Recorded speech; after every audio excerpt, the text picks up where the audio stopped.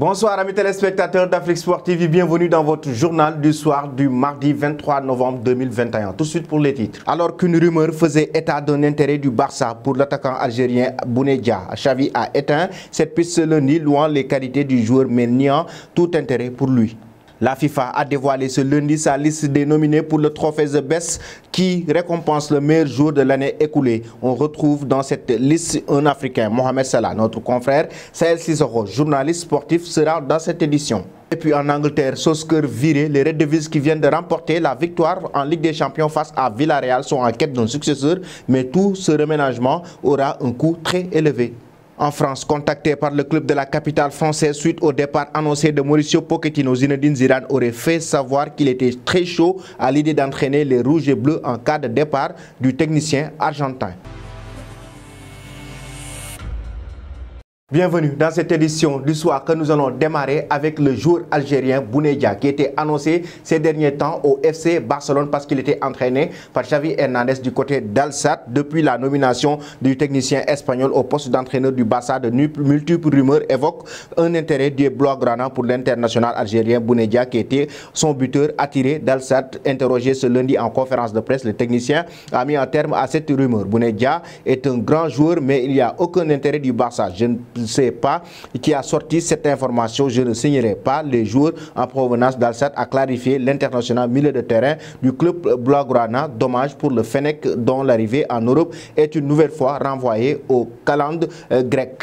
La FIFA a dévoilé ce lundi les nominés de l'édition 2021 du trophée FIFA The Best. Lauréat de la dernière saison, Robert Lewandowski figure parmi cette liste des nominés, en même temps le seul joueur africain, Mohamed Salah, joueur de Liverpool. Notre confrère Saël Cissokho, journaliste sportif à Medione Africa, est revenu sur cette nomination du joueur égyptien Mohamed Salah.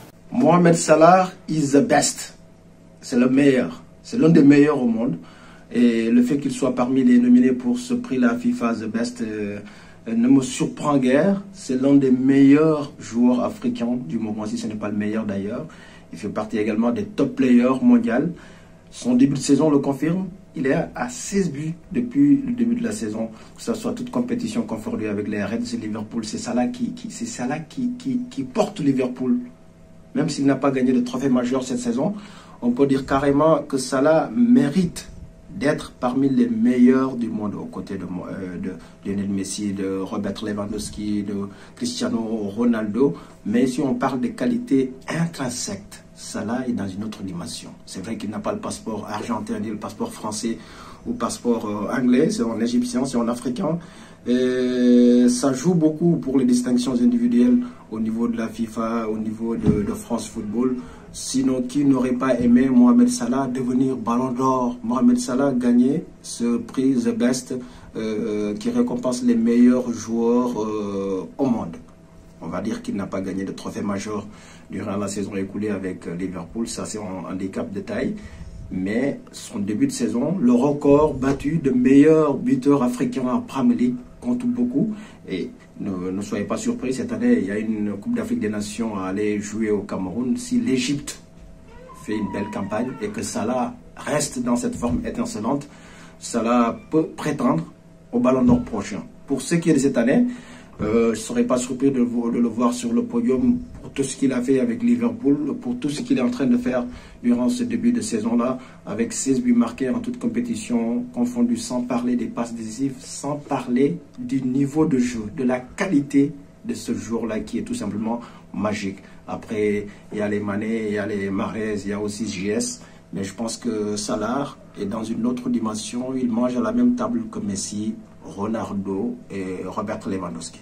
Et puis Manchester United vient de décrocher la qualification en huitième de finale de Ligue des Champions après avoir battu cette équipe de Villarreal dirigée par Unai Emery. Il faut rappeler que les Red Devils ont récemment limogé Solskjaer qui a été quand même l'entraîneur de cette équipe de Manchester United et le coût de son renvoi serait donc chiffré autour de 9 millions d'euros. Mais ce n'est pas tout. En plus de Solskjaer, le Daily Mail indique que plusieurs de ses adjoints, Michael Carrick ou encore d'autres adjoints, ont également signé de nouveaux contrats de 3 ans. francs. Résultat, il faudra payer tout ce petit monde si le futur coach de Manchester United ne veut pas de. La facture commence donc à grimper sérieusement. Le Daily Mail affirme de son côté que si Manchester United veut arracher Mauricio Pochettino au Paris Saint-Germain, c'est un chèque de 12 millions d'euros environ qu'il faudra sortir, rien qu'en additionnant les montants évoqués pour Solskjaer et Pochettino. On en est déjà à 21 millions d'euros, alors que si Man U doit aussi payer le staff de son ex-entraîneur, ça fait cher le changement de coach. Et puis nous allons terminer cette édition en France, annoncé comme futur remplaçant